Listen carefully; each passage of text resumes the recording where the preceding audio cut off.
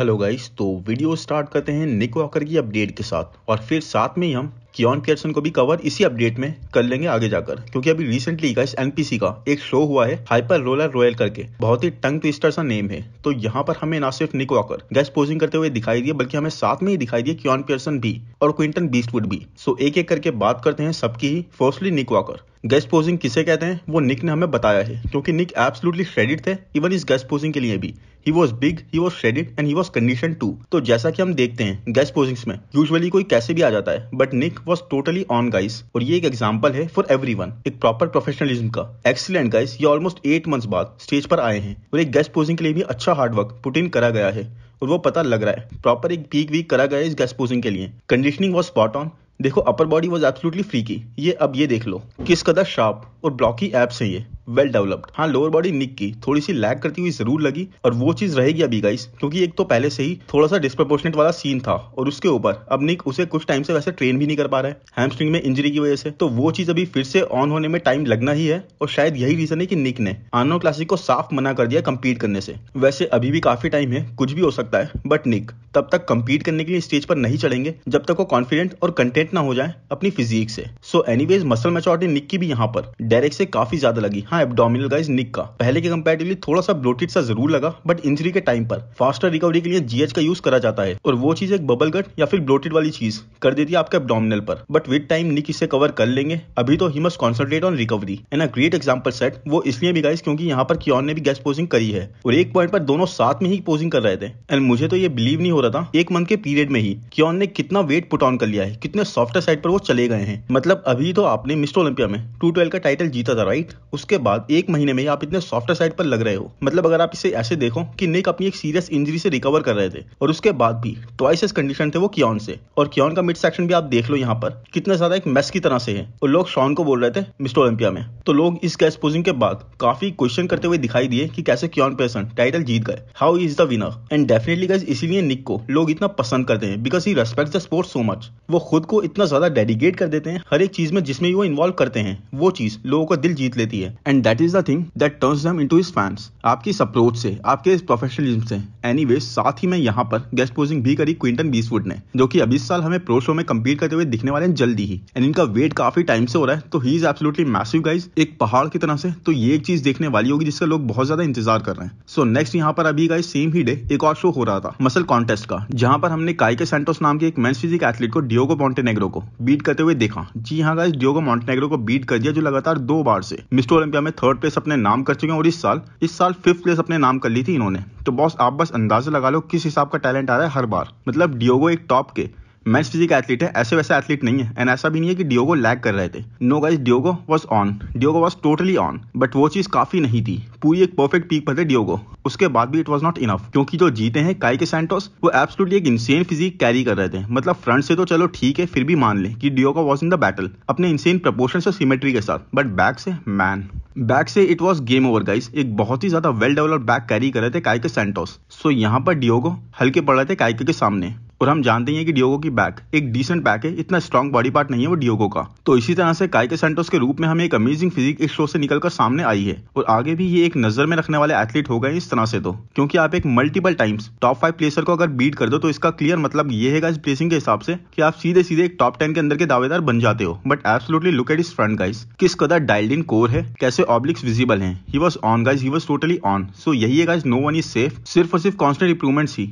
आपको आगे लेकर जा सकती हैं, और वो भी जो ये टेन्योर्ड बॉडी बिल्डर हैं अब ज्यादा नहीं कर सकते, क्योंकि इतना मैक्सिमम यूटिलाइज कर चुके हैं अपने पोटेंशियल को कि अब ज्यादा स्कोप बचता नहीं है इन लोगों के पास। तो ये चीज एक इनके अगेंस्ट जा रही है। बाकी नए नए टैलेंट जो है इनके पास बहुत ज्यादा स्कोप है, थोड़ा टाइम और एफर्ट दे के ये लोग बहुत ज्यादा इंप्रूवमेंट्स कर सकते हैं और आगे निकल सकते हैं। मेंबरशिप ज्वाइन करने का ऑप्शन अवेलेबल हो गया है, मीनिंग अगर आपको मेरा कंटेंट अच्छा लगता है और आप मुझे सपोर्ट करना चाहते हो, ये कंपलसरी बिल्कुल भी नहीं है गाइस, क्योंकि आप लोग मेरे वीडियोस को देखकर इतना प्यार देते हो, वो भी एक बहुत बड़ी चीज़ है। बट अगर आप और भी सपोर्ट करना चाहते हो इस चैनल को, तो बेस्ट तरीका है मुझे सपोर्ट करने का मेंबरशिप ज्वाइन करके।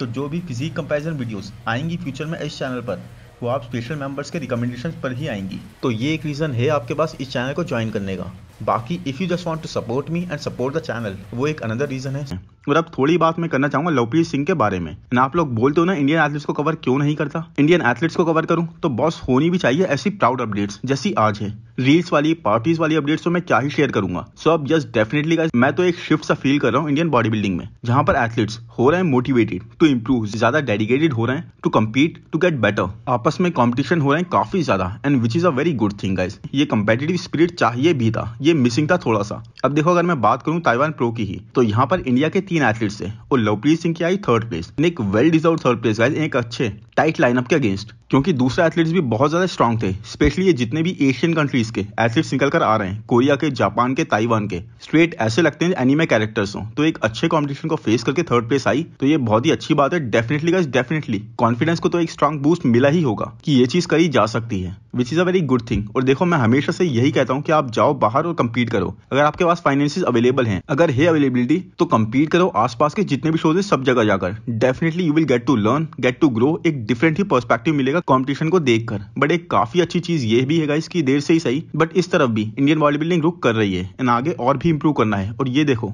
ये होती है हम्बलनेस, ये होती है humility, staying on the ground. किस कदर लवप्रीत थैंकफुल और ग्रेटफुल हो रहे थे जो भी सपोर्ट उनको फैंस और इंडियन पॉपुलेशन दे रही है। That was really good guys, ऐसा ही होना चाहिए, एब्सोल्युटली अमेजिंग। नहीं तो चीजें बहुत जल्दी सर पर चढ़ जाती हैं, हम लोग बहुत ज्यादा देखते ही हैं कई जगह पर, और एरोगेंस भी आ जाती है। बट लवप्रीत एब्सोल्युटली एक पोटेंशियल एथलीट हैं जिन्होंने अभी तक टैप भी नहीं करा अपने इंसीन पोटेंशियल के लिमिट्स को, और एब्सोल्युटली ये हो सकते हैं नेक्स्ट एथलीट जो क्वालिफाई करते हैं इंडिया से मिस्टर ओलंपिया के लिए। बस we all need to support him, इस नेचर को सपोर्ट करनी है एंड लेट्स होप कि ऐसे ही इंडियन प्रो सिर्फ और सिर्फ वर्कआउट पर इंप्रूवमेंट्स पर फोकस करें। और दूसरी हर चीज से, कंट्रोवर्सी से, पोटेंशियल तो बहुत है गाइस इंडियन एथलीट्स में भी, एब्सोल्युटली इंसेन तरीके का, बट उसको यूज भी उसी तरीके से बहुत ज्यादा करने की जरूरत है। और नेक्स्ट अपडेट है रीगन ग्राइम्स की, जो अभी से ही दोबारा से रीबाउंड फेज में 300 पाउंड्स को टच कर चुके हैं and is looking really really huge guys. अपने इस पोस्ट के कैप्शन में रीगन बोल भी रहे हैं कि इनकी बॉडी एक स्पंज की तरह से फील कर रही है इस पॉइंट पर। इतना ज्यादा वाटर रिटेंशन एंड ऑल हो रखा है क्योंकि 5 से 7 हजार कैलोरी ये डेली कंज्यूम कर रहे हैं, मतलब बहुत ही ज्यादा फूड हो गया गाइस ये तो।